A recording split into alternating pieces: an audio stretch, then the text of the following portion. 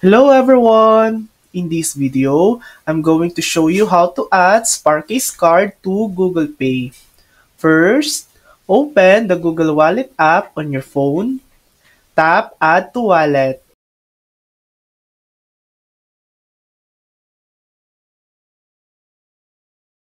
Choose Payment Card.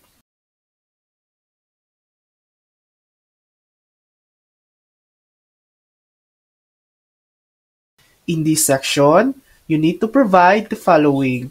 First, enter your Sparkcase card number, add the expiration date, enter the CVV or the 3-digit security code on the back.